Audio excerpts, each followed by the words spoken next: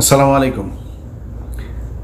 আপনারা এরই মধ্যে জানেন যে লন্ডনে জনাব তারেক রহমান এবং জনাব ডক্টর মোহাম্মদ ইউনূস তাদের মধ্যে একটি বৈঠক হয়েছে এবং সেই বৈঠকের বেশ কিছু কথাবার্তাও মিশ্রিত সত্য মিথ্যার সংমিশ্রণে বিভিন্ন খবরও আপনারা জেনেছেন। সত্য মিথ্যা বললাম এই কারণে যে আমি কিছু গণমাধ্যমেও কিছু খবর দেখেছি, যে খবরগুলোর ভেতরেও আসলে সেখানে বাস্তবে যা ঘটেছিল তার অনেক কিছুই কিছু জায়গায় নেই আসল তথ্যটা, আবার কিছু জায়গায় অতিরিক্ত অনেক কিছু যুক্ত করা হয়েছে যে ঘটনাগুলো সেইখানে আদৌ ঘটে নাই। আপনাদেরকে আগেই আমার ঠিক আগের ভিডিওটাতে আপনাদের জানানো হয়েছিল যে ডক্টর মোহাম্মদ ইউনূস এবং তারেক রহমানের যেই বৈঠকটি, এই বৈঠকটিতে আসলে অনেকেই ক্রেডিট নেবার চেষ্টা করেছেন ওনার মাধ্যমে। আসলে ডক্টর মোহাম্মদ ইউনূসের বৈঠকটা ডক্টর মোহাম্মদ ইউনূস নিজে চেয়েছেন এবং তারেক রহমানকে সেই প্রপোজাল দেওয়া হয়েছে। যথাযথ মাধ্যমে প্রপোজাল দেওয়ার পরে তারেক রহমান সেটাতে সম্মতি জানিয়েছেন, যে কারণে এই বৈঠকটা হয়েছে। এখানে কেউ তারেক রহমান বৈঠক করতে চান নাই, ডক্টর মোহাম্মদ ইউনূস প্রপোজাল দিতে চান নাই, আরেকজন এটা করে দিয়েছেন, এরকম বিশেষ করে দুইজনের নাম না বললেই না, ডক্টর আসিফ নজরুল এবং জনাব মনির হায়দার। তো এনাদের চরিত্র সে আগে থেকেই আপনাদের একটা বিষয় জানায় রাখি যে এরা হচ্ছে দ্বিমুখী সাপ। আপনি মনির হায়দারের কথা যদি বলি, মনির হায়দারকে জিজ্ঞেস করেন, আমাদের যখন পাসপোর্ট নেওয়ার জন্য এই অফিসে ঢুকতে দেয় না, তখন মনির হায়দার এই করোনার মধ্যেও মনির হায়দার 2020 সাল থেকে 2024 সালের মধ্যে টোটাল 3বার, আমার জানা মতে টোটাল 3বার তিনি বাংলাদেশে গিয়েছেন। এর মধ্যে একবারের বিষয়টা আমি জানার পরে আমি আর কনক ভাই ওনার সাথে দেখা হলো, তো জিজ্ঞেস করলাম যে ভাই দেশে গিয়েছিলেন শুনলাম, বলছে তো আমরা বললাম যে আপনি গেলেন কীভাবে, সমস্যা হয় নাই কোনো? সে আমাদেরকে জবাব দিল যে তিনি নাকি মাস্ক পরেছিলেন, তো মাস্ক পরে থাকার কারণে তাকে এয়ারপোর্টে চিনতে পারে নাই। তো আমরা মানে বুঝে নিলাম আর কি যে এয়ারপোর্টে মাস্ক পরে তারপরে পালায় যাওয়া যায়। আরে ভাই, যখন জেএফকে থেকে আপনি যখন গাড়িতে উঠবেন, প্লেনে উঠবেন, তখন এই প্যাসেঞ্জারের পুরো লিস্ট ঢাকা বিমানবন্দরে পৌঁছে যায়। তারা তো তখন দেখে কে কে আসছে। আমি ইলিয়াস যদি যাই, আমি কনক স্যার যদি যাই, তো সাথে সাথে লোকজন নিয়ে হাজিরায় ধরার জন্য আসো, ডিজিএফআই, এনএসআই, এসবিডিবি, সিআইডি, পুলিশ যা যা আছে সব এসে হাজির হয়ে যাবে ধরার জন্য। উনি মাস্ক পরে চলে গিয়েছেন। তো মনির হায়দার একজন ডিজিএফআইয়ের খুবই প্রশিক্ষণপ্রাপ্ত এবং খুব সুদীর্ঘকালীন ধরে তিনি ডিজিএফআইয়ের সোর্স হিসাবে কাজ করেন। তো ধরেন আমার দেশের গোয়েন্দা সংস্থা, আমরা ডিজিএফআই মানি একটা নেগেটিভ একটা ন্যারেটিভ আমাদের চোখের সামনে ভাসে। এর কারণ হচ্ছে তারা দেশের বিরুদ্ধে কাজ করে। তাদের কাজ হলো ভারতীয় গোয়েন্দা সংস্থা ভারতের কোনো আমাদের দেশে করে কিনা, তারা ভারতের বিরুদ্ধে কে কাজ করে তাদেরকে ধরে নিয়ে তারা গুম করে। এটা হচ্ছে আমাদের ডিজিএফআই এই কাজ করে, যে কারণে জিনিসটাই নেগেটিভ। তো মনির হায়দারের সাথে আমার ব্যক্তিগত কোনো সমস্যা নাই। মনির ভাই আমাকে খুব স্নেহ করেন, উনি আমার সিনিয়র ভাই। এখানে আমাদের মাঝে মধ্যে ওনার সাথে দেখাও হইতো, একসাথে চা খেয়েছি, দাঁড়িয়ে আড্ডা দিয়েছি।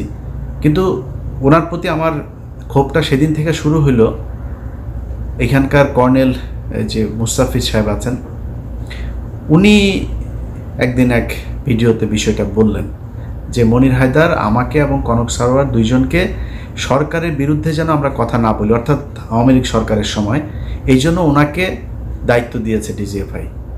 তো উনি এসে আমাদেরকে এই কথাগুলো বলেছিলেন যে খামাকা সরকারের সাথে কি দরকার করার, হ্যাঁ, নানানভাবে একটু এই ধরনের একটু গুছায় এদিক ওদিক করে। পরে এই লেফটেন্যান্ট কর্নেল আপনার মুস্তাফিজ ভাইয়ের কাছে পরে শুনলাম যে তাকে তিনি এই দায়িত্বটা দিয়েছিলেন যে আপনি বললে বোধহয় ইলিয়াস এবং কনক শুনবে, তো ওদেরকে একটু যে ওরা যেন সরকারের বিরুদ্ধে এত বেশি কঠোর অবস্থানে না থাকে, আওয়ামী লীগ সরকার আসলে কোনোভাবেই যাবে না। এটা সেই 2022-23 সালের কথা মুস্তাফিজ ভাইকে উনি বলেছিলেন। এটার পরে আসলে মনির ভাইয়ের প্রতি শ্রদ্ধা ভালোবাসা কোনো কিছুই থাকার বিষয় নেই। মনির ভাই এমনিতে উনি ওনার একদম ক্যারিয়ারের শুরু থেকেই উনি একজন দুর্নীতিগ্রস্ত একজন সাংবাদিক। ওনার এগুলি নিয়ে কথা বলতে চাই নাই, কিন্তু এখন যেহেতু এই অবস্থা সেই কারণে বললাম। ওনারা একটা ক্রেডিট নেওয়ার চেষ্টা করছেন, আবার ফের বিএনপির ভেতরে যে তারেক রহমান আমি তো আপনার জন্য অনেক কিছু করছি এই সেই এরকম বুঝায় টুঝায় এদের সাথে একটা খাতির জমানোর চেষ্টা করছেন। তো এই ধরনের কিছু মানুষজন আছে যারা কিনা এই বৈঠকটা করার ক্রেডিট বিভিন্ন জায়গায় নেওয়ার চেষ্টা করছেন। এরকম কোনো কিছু না, তারেক রহমান রাজি হয়েছেন, ডক্টর মোহাম্মদ ইউনূস তাকে প্রপোজাল দিয়েছেন, এবং আমি আগের ভিডিওতে বলেছি যে দুইটা পক্ষের কেউই ছোট হয় না। এখানে আমার এরকম একটা বৈঠক হওয়া দরকার ছিল। বৈঠকের ছোটোখাটো কিছু বিষয় আপনাদেরকে জানাবো, তার আগে মূল জিনিসটা আপনাদেরকে জানিয়ে দেই। সেটা হচ্ছে এই বৈঠকটা অত্যন্ত ফলপ্রসূ, এবং আমরা এতদিন ধরে আসলে যা চাচ্ছিলাম সেইটাই এই বৈঠকের মধ্য দিয়ে ঘটেছে। এর মধ্যে একটা জিনিস হয়েছে সেটা হচ্ছে যে নির্বাচনের যে তারিখ ডক্টর মোহাম্মদ ইউনূস গেল কয়েকদিন আগে বলেছিলেন যে এপ্রিলে নির্বাচন হবে, সেই জায়গা থেকে সরকার সরে এসেছেন, এবং যেটা হয়েছেন সেটা হচ্ছে ফেব্রুয়ারির, আমি যদি নাকি একদম ডেট বলতে বলেন তাহলে ফেব্রুয়ারির 12 তারিখে আমাদের পরবর্তী নির্বাচন হবে। 12 তারিখ কেন? সেটা হচ্ছে যে কোনোভাবেই রমজানের আগে চেয়েছিল তারেক রহমানের পক্ষ থেকে নির্বাচন, এবং যেহেতু রোজা শুরু হচ্ছে ফেব্রুয়ারির মাঝামাঝিতে 16 অথবা 15 তারিখ, তার আগে 15 তারিখ এর আগে একটা বিতর্কিত নির্বাচন হয়েছিল, যে কারণে ওই তারিখটাকে করা হয়নি। তার আগে আবার শুক্রবার শনিবার এরকম কিছু বিষয় আছে।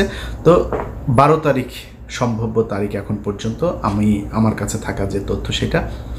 তো এই বৈঠকের এটা হচ্ছে মূল যে জিনিস। তো এইটার পরে যে কেউ যে কাউকে জোর করে বলেছে যে, বা ডক্টর ইউনূস বলেছে না আমরা ফেব্রুয়ারিতে করব না, মার্চে নিয়ে যাব, এরকম কোনো কিছু হয়নি। ওনারা এটা বলেছেন, উনি বলেছেন ঠিক আছে কোনো সমস্যা নেই, নির্বাচন এইভাবেই হবে। এখন এত ফলপ্রসূ একটা কেন হইল, এটার কিন্তু কিছু কারণ আছে। এই বৈঠক করানোতে কারোর ক্রেডিট না থাকলেও বৈঠকটা যে ভালোভাবে হয়েছে এটার কিছু ক্রেডিট কিছু মানুষের আছে। সেটা হচ্ছে কিছু মানুষকে এই বৈঠকে না রাখাটাই হচ্ছে সেই ক্রেডিট। এখানে যদি সালাউদ্দিন থাকতো তাহলে প্রথমেই মনে করেন যে ডক্টর ইউনূসের সাথে তারেক রহমানের গ্যাঞ্জাম বাঁধানোর জন্য যত কোশ্চেন সেটা সে করতো। এখানে যদি আমির খসরু মাহমুদ চৌধুরী থাকতো, এখানেও একটা গ্যাঞ্জাম বাঁধাইতো। গণমাধ্যমে এসছে, এখানে ছিলেন আপনার আমির খসরু মাহমুদ চৌধুরী, তারপরে জনাব খলিলুর রহমান, এরপরে হচ্ছে শফিকুল আলম, আরও বোধহয় এসে হচ্ছে হুমায়ুন কবির নামে একজনের নাম এসছে। আচ্ছা, এরা সবাই ছিলেন। এই কথাটা সত্য কথা না। ডক্টর মোহাম্মদ ইউনূস যে হোটেলে উঠেছেন, ডকচেস্টার হোটেল, সেটা হচ্ছে লন্ডনের বিখ্যাত সেই হাইড পার্ক, এটার পাশের একটা রাস্তাটার নাম হচ্ছে পার্ক লেনের উপরে সেই হোটেলটা। এই হোটেলে যেখানে আপনার বৈঠকটা হওয়ার কথা ছিল একটা মিটিং রুমে, কিন্তু ডক্টর মোহাম্মদ ইউনূস সেই রুমে করেন নাই। তিনি বলেছেন যে আমি ওনাকে আমার সুইটের ভেতরে নিয়েই তারপরে আমরা কথা বলবো। খুবই আন্তরিকতা দেখিয়েছেন, একদম নিজের রুমে নিয়ে তারপরে সেখানে তারা কথা বলেছেন। এবং এর আগের কিছু জিনিস আপনারা এরই মধ্যে জেনেছেন যে তারেক রহমান বেগম খালেদা জিয়ার সালাম পৌঁছে দিয়েছেন, দুজনের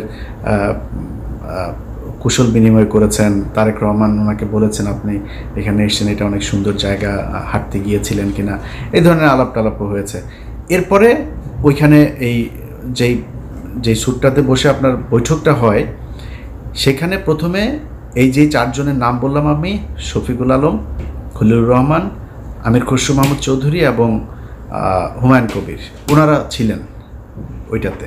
এটা সত্যি কথা, ওনারা ছিলেন। এবং ওনাদেরকে ঠিক 10 থেকে 15 মিনিটের মাথায় ওনাদেরকে চলে যেতে বলা হয়, এবং ওনারা চলে যান। চলে যাওয়ার পরে 1 ঘন্টা 15 মিনিট জনাব তারেক রহমান এবং ডক্টর ইউনূস একটা বৈঠক করেছেন। সেখানে কেউ ছিল না, একজন মানুষও ছিল না। এটা যেসব গণমাধ্যমে বলার চেষ্টা করা হচ্ছে, এটা কিছু কারণ আছে বলার। ধরেন আমির খসরু মাহমুদ চৌধুরী এখন বোঝানোর চেষ্টা করবেন যে তাকে তারেক রহমান পাশে নিয়ে বসে তারপর ইউনূসের সাথে বৈঠক করেছেন, এটা একটা ব্যাপার।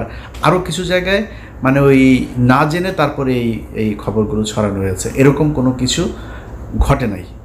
তো যাই হোক, আমার কথা হচ্ছে যে যেইভাবেই হোক, এই যে দুইজন মানুষ আপনার শুক্রবার লন্ডন সময় সকাল 9টা থেকে যে বৈঠকটা তারা করেছে, সেই বৈঠকের মধ্যে আমরা বাংলাদেশের মানুষ যা চেয়েছি সেটা হয়েছে। এটাই হচ্ছে সবচাইতে বড় বিষয়, আমরা এটাই চেয়েছি। এখানে কে কীভাবে কি বলল না বলল, আমার মনে হয় এগুলো করেও আবার এই তারেক রহমান এবং ডক্টর ইউনূসের মধ্যে একটা দ্বন্দ্ব তৈরি করার এই কৌশল অবলম্বন করে আমার মনে হয় লাভ হবে না। অতএব আমরা বিএনপি এবং ডক্টর মোহাম্মদ ইউনূসের দুইজনের মধ্যবর্তী একটা জায়গায় নির্বাচনের জন্য দেশবাসী প্রস্তুতি নেই। যারা নির্বাচন করবেন তারা প্রস্তুতি নেই। আমরা যারা ভোটার আছি আশা করি ইনশাল্লাহ এবারের ভোট নিজে উপস্থিত থেকে ভোট কেন্দ্রে গিয়ে তারপরে জীবনের প্রথম ভোট দেওয়ার সুযোগ পাচ্ছি। আমি আমার এর আগে যেই নির্বাচন, আমি 2002 সালের এসএসসি পরীক্ষার্থী, 2004 সালের এইচএসসি পরীক্ষার্থী। তো আমি ভোট দেওয়ার এর আগে আর সুযোগ পাইনি। একটা ভোট পেয়েছিলাম, 111 সরকারের সময় ভোটটা পেয়েছিলাম। তো ওইবার আমি ভোট দিতে যাই নাই। এবার ভোট দেবো ইনশাল্লাহ। আপনারা দোয়া করেন যাতে বাংলাদেশের মানুষের পছন্দের কেউ এবার বাংলাদেশের শাসন ক্ষমতায় আসেন। এবং এতদিন ধরে এই যে নির্বাচন এবং সংস্কার নিয়ে যে ধরনের চলছিল, আমার মনে হয় ফেব্রুয়ারি এটা খুব কম সময় না। এদিকে 6 মাস, ওইদিকে প্রায় 2 মাস, 8 মাস। 8 মাস থেকে যদি আপনি তফসিল ঘোষণার ওই 3 মাস বাদও দেন, তারপরেও ধরেন আমাদের এদিকে 5 মাস। 5 মাস অনেক সময়, অনেক কিছু করা যায়। এদিকে 10 মাস অলরেডি তাদের অনেক কাজ করাও আছে। সো এই যে 10 মাস আর 5 মাস 15 মাসের মধ্যে যে কাজগুলো প্রয়োজন, এবং আমি এখনও আমার খুবই এটা মানে চাওয়া থাকবে বর্তমান সরকারের কাছে যে নির্বাচনটা কিভাবে হবে, 5 বছর পর পরের সরকার কিভাবে আবার ক্ষমতা হস্তান্তর করবে, কাদের কাছে করবে, সেটা কি দলীয় সরকার থাকবে নাকি আগের মতো তত্ত্বাবধায়ক সরকার আসবে, তত্ত্বাবধায়ক বা এরকম আলাদা কোনো সরকার ব্যবস্থা হইলে সেটা কি ব্যবস্থা হবে, এরকম একটা একদম সুনির্দিষ্ট সবার সম্মতিতে, সবার ঐক্যমত্যের ভিত্তিতে একটা নিয়ম যেন করে নিয়ে যায়। আমি ওই অনেক মানুষই নির্বাচনের কথা বললো গালাগালি করে, আবার সংস্কারের কথা বললো কিছু মানুষ গালাগালি করে। ভাই, আমি মাঝামাঝি আছি। আমি চাই একটা সংস্কার হোক এই জায়গায়, তবে নির্বাচনটা ফেব্রুয়ারিতে হোক সেটাও আমি চাই। অতএব এই দুইটা মিলিয়ে একটা ভালো পরিস্থিতি তৈরি হবে। বাংলাদেশের ইতিহাসের সবচাইতে সুন্দর গ্রহণযোগ্য একটা নির্বাচন হবে, এবং বাংলাদেশের ইতিহাসের সবচাইতে সুন্দর একটা রাষ্ট্র পরিচালনার জন্য সুন্দর একজন মানুষকে আমরা এবার এই 2026 সালের নির্বাচনে পাবো। এটাই বিশ্বাস করি, ভরসা রাখি। আল্লাহ যেন আমাদের সবার এই ইচ্ছা পূরণ করেন। ভালো থাকবেন। আল্লাহ।